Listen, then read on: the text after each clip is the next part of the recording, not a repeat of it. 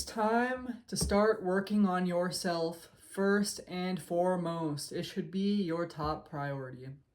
And the reason I haven't made a video in a while is because I haven't been prioritizing myself and my relationship with God recently. I've been bad with my journaling recently. I've been doing it, but it's been super distracted. I've been like doom scrolling.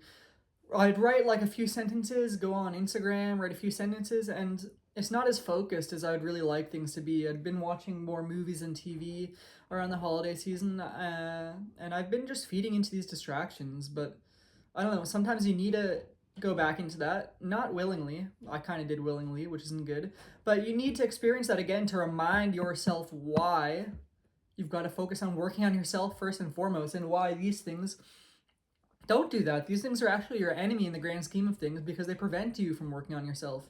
They are top tier distractions manufactured to keep you docile in the spirit, and that's really what they do. They stunt your spiritual growth just as much as any other bad habits like drinking, porn, doom scrolling, TV. It does the exact same thing, just in different ways.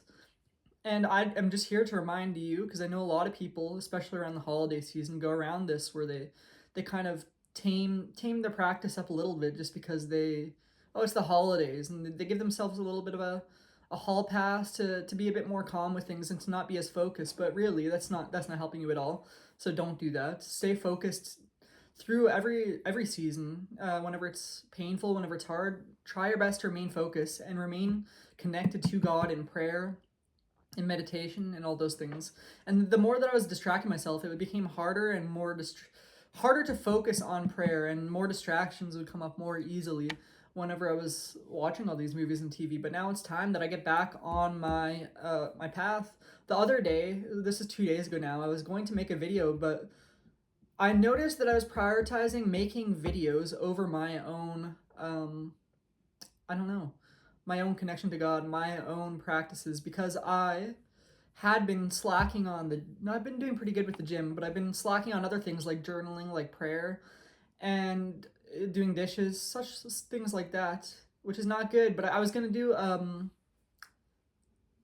make a video over focusing on those things first and foremost, but that's not my top priority. My top priority has to be getting myself in check. And I felt disgusting that day because I still had some hair product in my hair from the day before. Um, I believe that was Christmas. And no, I was like, no. I just had a sudden realization. It flicked right on. I'm like, I can't make this video right now. I gotta get myself in order, in check first. How is it gonna come off as authentic whenever I'm making a video if I'm speaking about certain things, whenever I'm not even properly taking care of myself in the way that I should be? So that has to be my first and foremost priority. You can't help others until you take care of yourself. And that should be your main priority, is to take care of yourself and maintain your connection to God. Obviously, you're gonna want to take care of other people as well, but by taking care of yourself, you're able to do that much better, and you're able to be much more diligent in the way that you do that with others. But yeah, honestly, so I went and I ended up doing my workout. I got a really hard workout in. I was fueled by that frustration I was having with myself for kind of being slacking for like a week, maybe even a little bit longer. And I'm like, I can't do that anymore. I'm going to use this as fuel. I'm going to transmute that energy, that anger. Wrath is not good. You want to transmute that into something productive. Same with any sin. But no, I transmuted that into one of the best ab workouts I'd had in a very long time. And then I went to the shower. And I still didn't end up doing a video. I recognized there was other things I needed to catch up on. Like I did the dishes, and then I ended up going to the actual gym and doing some weights. I believe that day I did legs and biceps. And I felt much more energized whenever I was focusing on what I could do in my life to make myself better, to strengthen my connection with God. And I did some prayers and affirmations on the car ride to the gym on the way back. And I just focused more on that, and I tried to be more conscious of like what I was doing and what I wasn't doing, or the trances that I was getting in. And no, you can't have that. So I decided, for months I've been wanting to do a music fast. I decided the other day that I'm gonna actually do one, and now it's been, I think, this is my third day without intentionally listening to music. But obviously, the way the world is, you're gonna run into music either way. I just don't consent to it because a lot of that stuff is low vibration anyway. Most of the music, the popular music, is low vibration. So I don't consent and I go about my business. And it's been doing wonders for me. It's just honestly because music is another way that you get instant gratification, like at the tip of your fingers, and it fuels you with energy that I think is not always of a very high source. Um, I don't know. I don't think so at all. I think the music industry, Hollywood, both evil. Music industry especially has a big pull on people and their emotions, though, and I've noticed that with myself in the past. Music influencing the way I think, the way I act, and it's not healthy. So you want to have control over the type of music you're listening to and not be obsessive over it like I used to with going through Spotify all day, sitting on the couch. Not healthy. And forcing yourself to start liking stuff. Like whenever I started listening to techno a while back, I started listening to it because I was going to go to Germany and I wanted to go to some techno clubs. And yeah, my techno phase ended after Germany. No more techno, but it was dark at first, like techno, and I kind of just like played along with it. It didn't feel good at first, but I continued listening to it and kind of almost like, I don't know, got myself into liking it. Like I made myself like it in a way, and I started enjoying it. But and gradually those effects of the negative effects, the feeling that I felt that it wasn't good to listen to that stuff, started fading away because I was kind of desensitizing myself to it. But I don't know, that's how you get yourself into worse and worse situations, listening to darker and darker music. And I realized that, and no more dark techno, no more heavy techno. In fact, I barely listen to electronic music in general, and that used to rule my life. Out clubbing, out partying, out just in the car, blaring it, destroying my eardrums with electronic music. No. That's an especially unnatural genre, and I'm gonna try to do my best to not listen to that as much as possible. But yeah, I'm going strong on my music fast, and let's just get more focused on what we were talking about with focusing on yourself first and your connection to God. Don't forget prayer. Don't forget mirror work. Don't forget those things. Don't forget meditation. That is, I think, the key source of energy you get with connecting to God is from those those introspective activities, and I was skipping out on those. I was doing my journaling, but it was barely any focus, and then I wasn't doing much beyond that for a little bit. I lost focus with my prayer.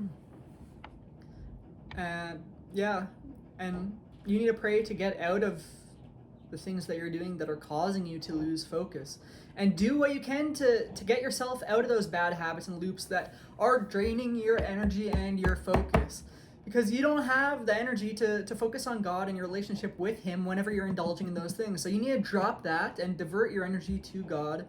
Do your prayers, do your affirmation. Imagine yourself being filled by God's pure light, raining down upon you, flowing through your veins, burning away any impurities, the darkness flowing out of your body, and yes, just like a big pulse of pure light from God, just surging through your veins, through your body. It feels like blissful. It feels good whenever you're using your visualization to purge out negative energy through God, negative entities, dark magic, all of the sorts. You should be praying for those to be gone daily, because I think a lot of that comes in through music. And when we don't focus on ourselves, we risk being more vulnerable to those things because we're not as aware, and we lose the care, the diligence that we would typically have with those things. So focus on God, and you'll be more diligent spiritually. You're going to be more aware. You're going to be more intuitive.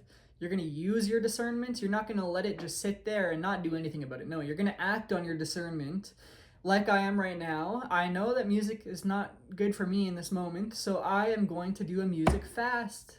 Not that everyone requires a music fast, but for me it has a particularly strong pull on me, music, and I feel like that's where I get a lot of my dopamine and distraction from is music. And it really is, like, I have ADHD naturally, but it really does distract me and just pull my energy every which way, and it drains me of my focus, my energy. So whenever I'm listening to music constantly, it's honestly kind of like numbing in a sense, where it's just too overstimulating. So it becomes overstimulating to the point of numbing myself from any actual focus and from any actual action. It just kind of like makes me be there, which is not good. So this is where I'm going to end it. Leave off. Honestly, start focusing on yourself. Honest effort is key. And you have to be willing to see where you're doing wrong. You have to be willing to admit. You can't be living in denial. No, you cannot. And I've lived in denial before, and it's not healthy, and you really can't see, or you're not willing to see at such a deep-rooted level. But you have to be willing to see if you want God to open things up for you, to show you his grace. You have to be willing to see where you're doing wrong, and he'll help you overcome those things tenfold. You're gonna not even want anything to do with that anymore, and you're gonna be creating so many new good habits that are gonna replace that. So focus on yourself and your relationship with God now, and things will become better. Abundance is there when you walk with God. Prosperity is there when you walk with God. Be in that place of humbleness, of prosperity, and of willingness to surrender yourself to God's will and to, align yourself best with what he would want you to do and your path that he has planned out for you. Don't align yourself with anything lower than God wants for you and you want for you. And sometimes we do that because we maybe are scared of what God wants for us. Maybe we think it's too big for us. But no, you have to pray away that fear, that anxiety, all of those emotions that are negative, that are holding you back, that are caused by society. And just know that everything's going to work out. The time is now. Start working on yourself. Have a good one.